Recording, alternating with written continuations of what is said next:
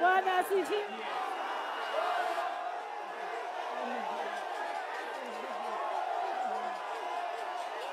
Bwana asifiwe.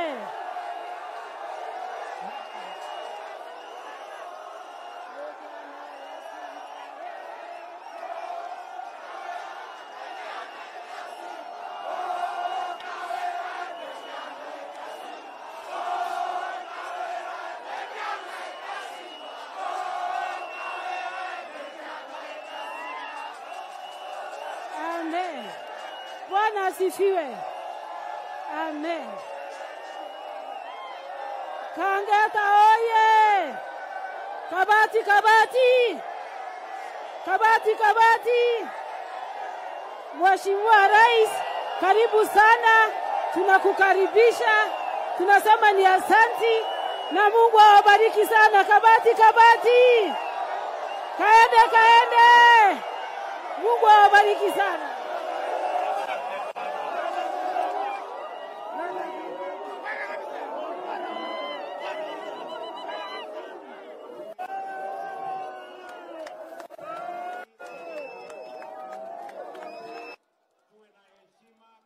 Wote. Na mimi nataka niwaulize kwa unyenyekevu. Sisi ni watu wa amani na kazi. Si namna hiyo?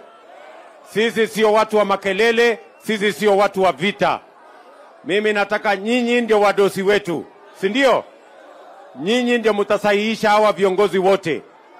MCA nyinyi ndio mtamsahihisha. Mbunge, governor, senator, rais nyinyi mtamsahihisha. Si namna hiyo? So nataka tuombe tuwe watulivu. Wacha nimpatie seneta wetu awasalimie.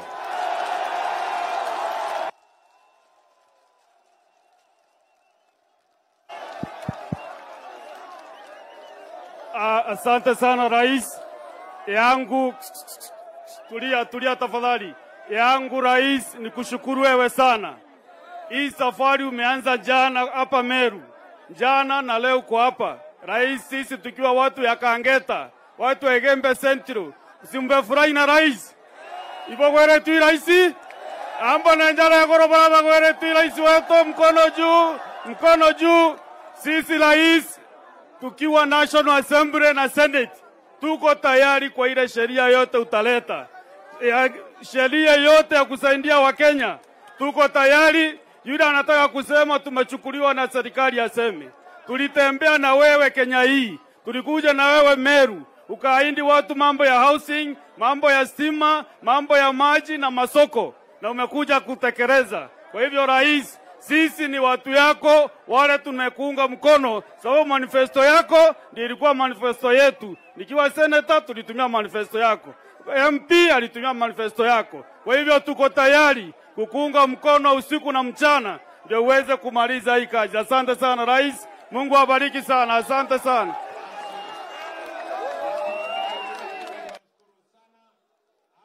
Na waziri wetu, waziri wa mambo ya ardhi, Alice Wahome, mpigeni makofi. Hapa niko na Kayuyu, mpigeni makofi. Hapa niko na Roslyn ambaye ni PS wetu wa diaspora, mpigeni makofi. Tuko na Daktari Mutunga, mpigeni makofi. Tuko na